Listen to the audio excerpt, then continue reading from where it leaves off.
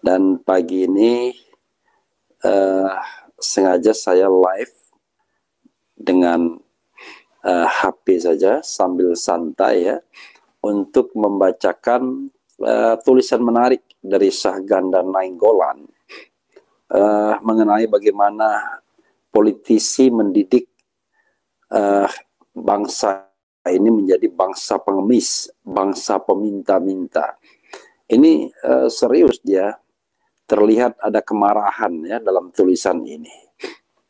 Coba kita bacakan sobat era sekalian ya. Coba kita bacakan. Dia kasih judul Marhaban Ya Ramadan. Dr. Syahganda Nainggolan, Sabang Merauke Circle. Lauren Booth tak tahan menahan kebenciannya terhadap Islam ketika mengunjungi sebuah rumah miskin di Palestina. Sebagai jurnalis dan artis Inggris, dia ke sana antara 2008-2009 sebagai aktivis kemanusiaan dan jurnalis. Ketika Israel melarang dia terbang balik ke Inggris sebagai hukuman atas aktivitasnya, dia berkesempatan berinteraksi dengan rakyat Palestina. Di rumah orang miskin tersebutlah Booth marah karena perempuan yang menerima kunjungan dia sedang berpuasa ya. Jadi Booth itu B-O-O-T-H ya. Perempuan Palestina yang menerima Booth hidup dalam kemiskinan absolut, bahkan lebih miskin dari semua orang miskin yang ada di Indonesia. Dia sedang berpuasa, hanya ada beberapa plastik makanan yang dipersiapkan untuk berbuka dan sedikit air. Booth berpikir kejamnya Tuhan orang-orang Islam, menyuruh orang miskin berpuasa menahan lapar, padahal sudah kelaparan. Anehnya bagi Booth, perempuan Palestina itu terus-menerus tersenyum dan memberikan makanan kepadanya sebagai tamu. Kamu adalah tamu, kami harus menghormati tamu, terang dia ke Booth.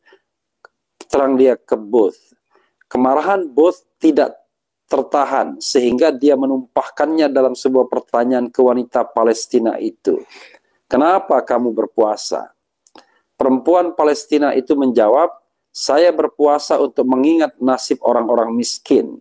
Booth akhirnya tak tahan mendengar jawaban itu.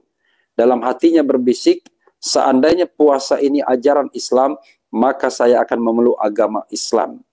Akhirnya Lawrence Booth, adik ipar Tony Blair, Perdana Menteri Inggris 1997-2007, dan Dewan Penasehat Ibu Kota Negara Indonesia IKN, menyatakan masuk Islam pada tahun 2010. Kemiskinan ternyata bukanlah akhir dari kemuliaan hidup. Kisah di Palestina itu menunjukkan bagaimana manusia dapat menjadi seperti baja, tahan terhadap penderitaan, hidup dalam kesabaran, dan menjunjung tinggi kehormatan hidup. Meski puluhan tahun dijajah Israel, mereka tetap menjadi manusia. Berbeda dengan di Indonesia, kemarin malam Abdul Rashid, mantan staf khusus Menko Perekonomian era Hatta Rajasa, bertemu saya di sebuah kafe di Tebet. Dia menceritakan pengalamannya sebagai caleg partai tertentu tahun ini di Medan. Malam sebelum pemilihan umum 14 Februari 2004 lalu, katanya rakyat bagaikan pengemis menunggu para caleg membagikan uang. Satu keluarga yang dikenalnya dapat uang 2,1 juta untuk 7 pemilih. Artinya satu suara pemilih mendapat 300.000 rupiah. Ketika keluarga itu ditelepon, mereka sedang liburan di Danau Toba, menghabiskan uang hasil panen pemilu. Pasaran suara per orang berkisar 50.000 sampai 150.000 rupiah. Jika paket DPR pusat, provinsi, dan kabupaten kota, maka seorang pemilih bisa dapat 150.000 sampai 450.000 rupiah. Ada juga yang kebagian 500.000 rupiah per orang. Rashid yang menjadi ketua tim saya di 2009, ketika saya caleg dari Golkar, mengatakan tahun ini lebih buruk dari semua tahun pemilu. Banyak petahana yang tumbang karena tidak memprediksi mahalnya harga menyuap rakyat. Perkataan Rashid ini sudah dikabarkan Roma Hurmuzi alias Romi, tokoh P3 seminggu lalu. Dia mengatakan politik uang sudah gila-gilaan. Pragmatisme rakyat tidak terkendali lagi. Manusia Indonesia hancur tanpa idealisme, artinya tanpa kehormatan. Hancurnya mentalitas rakyat atau manusia Indonesia saat ini terjadi karena penjezalan bansosisasi pemilu. Pragmatisme rakyat muncul karena patriotisme dinihilkan dan pork barrel politik gentong babi diutamakan. Jadi politik gentong babi itu adalah politik kasih uang, kasih sesuatu ya. Kekuasaan diperebutkan dengan tanpa moral, tanpa cita-cita dan tanpa idealisme. Yang penting menang, rakyat harus disuap. Alhamdulillah. 100 juta rakyat miskin Indonesia saat ini menjadi manusia hina. Mereka menjadi korban pemilu. Kecurangan pemilu yang bersifat TSM, terstruktur, sistematis, dan masif, yang berbasis pada iming-iming, seperti uang bansos 600 ribu rupiah yang dijanjikan cair sebelum pilpres itu, ternyata membuat rosak korteks otak, rusak jiwa, rusak mental, dan rusak hati manusia kita. Penutup, jiwa manusia adalah pembimbing kehidupannya. Puasa telah membebaskan manusia miskin dari penderitaan lahiriah. Orang-orang Islam di Palestina seperti yang mengajari Lawrence Bolt tentang makna puasa, memperlihatkan bahwa kehormatan hidup tidak luntur karena miskin. Bahkan ketika mereka sabar dan memiliki keberanian hidup, kemiskinan menjadi bukan persoalan. Mereka dapat menjadi manusia sempurna. Bangsa Indonesia harus kembali ke ajarannya, khususnya umat mayoritas Islam. Mereka harus melihat ajaran puasa sebagai jalan menuju manusia. Mereka harus bebas dari ketakutan atas kemiskinan. Dan elit-elit bangsa jangan lagi melakukan politisasi kemiskinan, politisasi bansos, dan mengkuantifisir kemiskinan menjadi voters. Saatnya elit-elit bangsa membimbing rakyat ke arah yang benar, sebuah kemerdekaan hidup dan patriotisme. Selamat datang bulan suci Ramadan, marhaban ya Ramadan. Jadi luar biasa ya, sobat era sekalian. Jadi kebiasaan saya kalau pagi-pagi bersin sekarang ya. Itu dari apa yang disampaikan Sahganda Nenggolan ya. Jadi politisi membuat apa istilahnya, bangsa ini menjadi bangsa peminta-minta.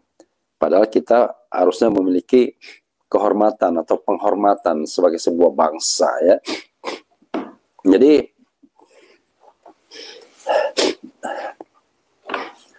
sobat RH sekalian, itu pelajaran yang menarik, pelajaran yang penting bagi kita ya, sebagai sebuah bangsa, bahwa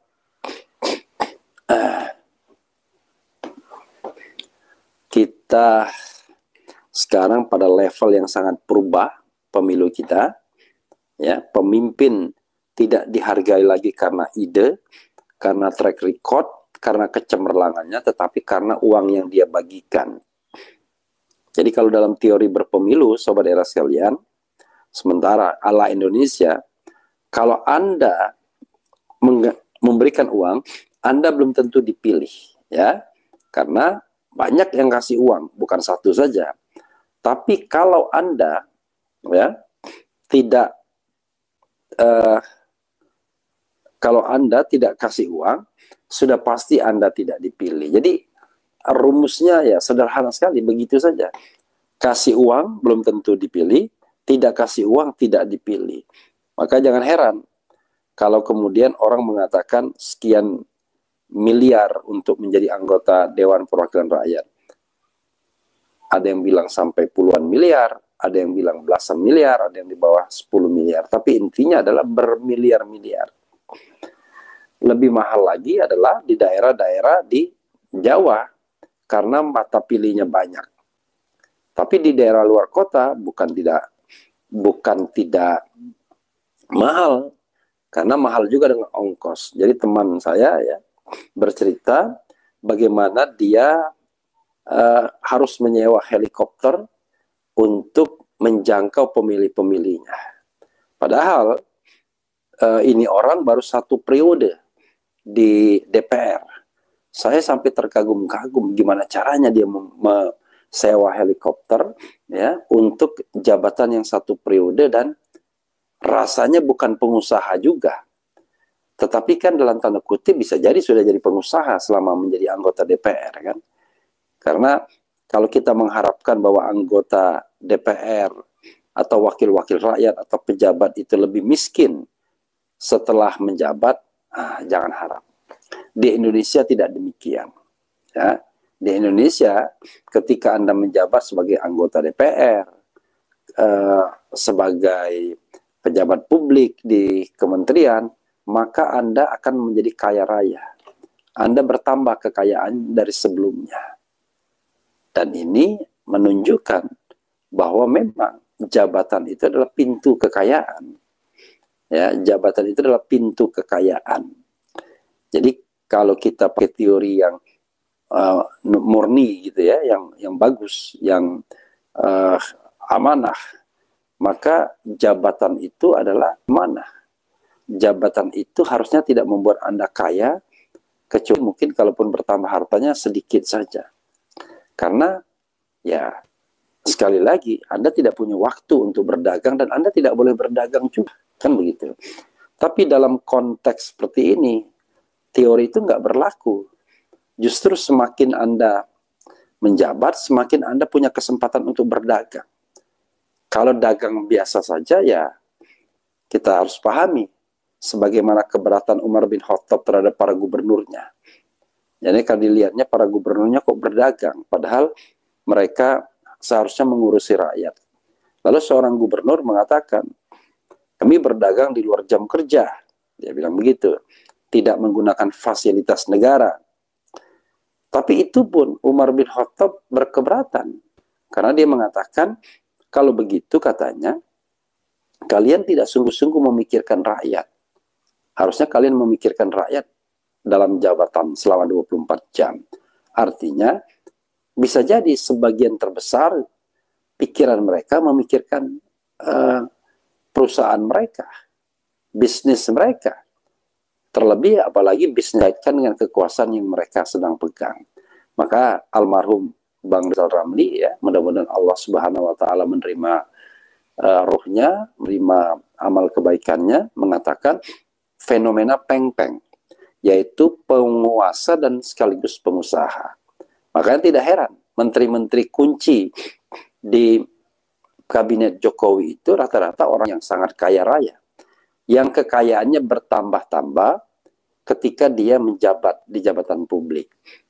Ya, saya tidak perlu menyebut namanya, ya. Termasuk ada menteri yang diisukan ya bermain izin tambang. Tidak tanggung-tanggung, 25 miliar untuk izin tambang tersebut. Kalau itu tidak benar, ya harusnya dia gugat ya jurnalis sebuah majalah yang menyatakan hal tersebut. Tetapi kan tidak ada gugatan. Kalaupun ada gugatan, ya jangan-jangan akan malu sendiri, jangan-jangan ya. Dan kita tahu memang orang-orang direkrut bukan karena kapasitasnya, tapi karena jasanya, salah satunya memenangkan Jokowi pada 2019. Dan jangan lupa, masih berjasa juga memenangkan anaknya Jokowi di tahun 2024 ini. Maka ya kita hanya bisa mengelus dada saja dengan fenomena seperti itu. Jadi jabatan bukan digunakan untuk kepentingan rakyat, tapi untuk kepentingan pertama diri sendiri, keluarga yang kita katakan nepotisme, dan kalau Anda punya bos ya kepentingan bosnya. Tapi kalau Anda pejabat tertinggi untuk kepentingan diri dan keluarga. Nah inilah fenomena Indonesia. Sehingga tidak heran kalau sudah sampai berapa puluh tahun merdeka, negeri yang kaya raya ini, ya mungkin salah satu negeri yang terkaya di dunia, apapun ada di sini, terutama hasil bumi, barang tambang, dan lain sebagainya, tetapi kita tidak kunjung menjadi bangsa yang makmur, bangsa yang sejahtera, bangsa yang orang-orangnya tidak khawatir apakah besok makan atau tidak. Karena dalam sebuah negara yang benar, ya kita sebagai warga negara tidak perlu takut dan khawatir karena negara akan menyediakan segala kebutuhan tersebut. Seandainya kita belum bekerja, negara memberikan uang pesangon, bukan pesangon, uang tunjangan selama kita belum bekerja. Sehingga tidak ada ceritanya ada rakyat yang mati kelaparan. Tapi itu kan apa yang kita pikirkan sebagai sebuah negara yang baik, yang pejabatnya memikirkan perut rakyatnya. Tapi kalau pejabat memikirkan perut sendiri dan bahkan serakah, bahkan korup besar-besaran, bahkan ketika menjabat yang dipikirkan adalah bagaimana mengeruk keuntungan sebesar-besarnya, maka jangan harap akan ada kemakmuran ya bagi rakyat keseluruhan. Karena jabatan pasti tidak digunakan untuk mengabdi kepada rakyat, tetapi digunakan untuk mengeruk kekayaan yang sebesar-besarnya, dan ketika musim pemilu menjadi key player, pemain kunci yang membagi-bagikan duit kepada rakyat. Saya ingat betul ya, ketika dibagikan bansos di depan istana, entah siapa yang mendapatkannya tidak sesuai lagi dengan target ya, atau kelompok masyarakat yang harusnya mendapatkan. Seorang menteri mengatakan rakyat senang, ya pastilah rakyat senang, ya kan? Tidak ada orang yang tidak senang menerima bansos dan lain sebagainya. Tapi persoalannya adalah apakah itu digunakan dengan cara yang benar atau tidak?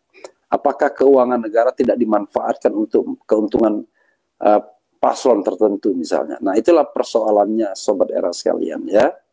Sekali lagi, apa yang dituliskan Syahganda saya katakan sebagai wujud kemarahan dia. Bagaimana parianya, bagaimana miskinnya mental rakyat Indonesia. Padahal Anda atau kita semua tidak lebih miskin dari wanita tua di Palestina tadi, yang membuat sadar adik ipar Perdana Menteri Inggris ya, mantan Perdana Menteri Inggris Tony Blair. Jadi Sobat Era sekalian, mentalitas ya, harkat, martabat itu yang harus dibangun kembali. Dan kita tidak bisa menyalahkan rakyat selama para politisi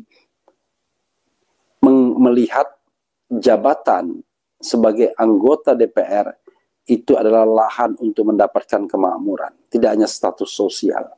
Sehingga mereka berlomba-lomba bila perlu mengeluarkan uang yang begitu besar dan berharap akan ada return-nya ya, kembaliannya ketika menjadi anggota DPR dan bahkan berlebih. Dan memang banyak sekali success story para anggota DPR yang kaya raya setelah menjadi pejabat publik, setelah menjadi anggota DPR, dan akan mempertahankan jabatan tersebut dengan uang yang dia keruk dari selama menjabat sebagai anggota DPR. Nah, itulah fenomena yang sebenarnya memprihatinkan kita.